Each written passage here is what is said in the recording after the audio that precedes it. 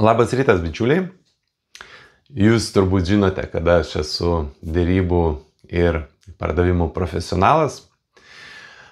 Šioje srityje pradirbęs daugybę metų ir toliau dirbantis, tad nekaip negaliu praleisti progos pakomentuoti dėrybų įvykusių tarp JAV ir ES Škotijoje sekmadienį.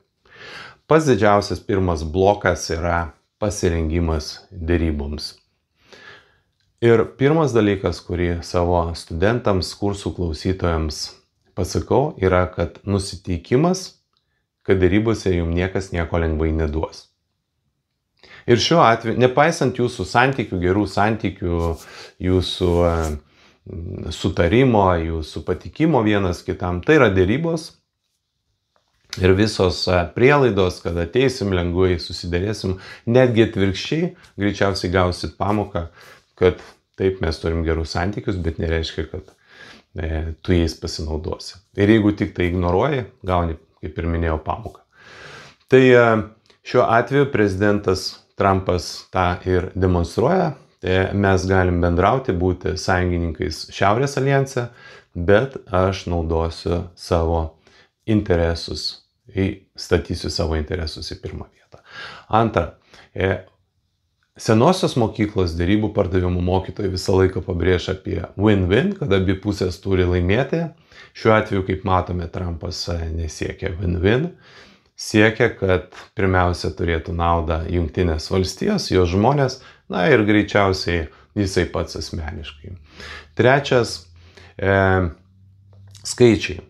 Skaičiai be abejo iki dėrybų kalba ES naudai, tai yra 600 milijardų plus dolerių vertės prekių ir paslaugų eksportas į valstijas, kai valstijos į ES eksportuoja už 370. Ketvirtas, svertai.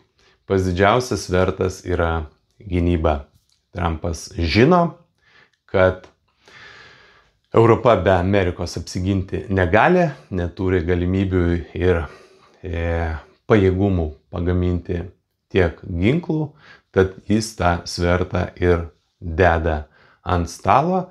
Na ir penktas, prezidentas Trumpas nesistengia niekam patikti, nei žiniasklaidai, nei viešai nuomoniai.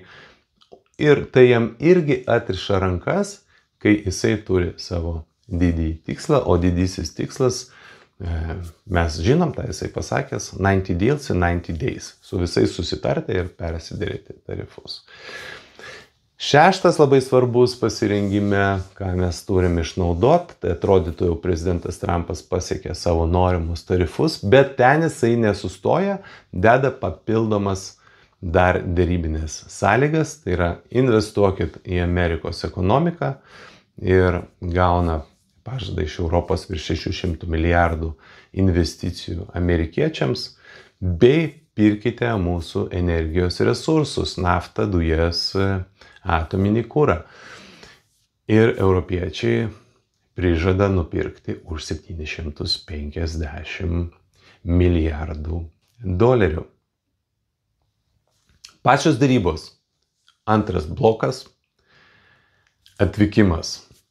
Trumpas kaip ir nurodo, kad Škotija jo asmeninė kelionė, jis važiuoja žaisti golfą, bet tai yra jo teritorija. Jis toj teritorijoje jaučiasi gerai, jis ją pažįsta. Ir kalbant apie šitą bloką, kitas aspektas, kad Ursula von der Leyen turi atvykti į Škotiją ir smulki detalė, bet labai svarbi. Turi laukti, kol prezidentas Trumpas baigs žaisti savo golfo partiją su sūnum. Tai smulki detalė, bet ją naudoja, kaip matom, daug politikų, taip pat ir versle, parodant įtakos skirtumą. Jūs manęs laukit, tu manęs lauk, aš žaisiu, aš niekur neskubu, aš nusiteikęs labai ramiai ir tvirtai.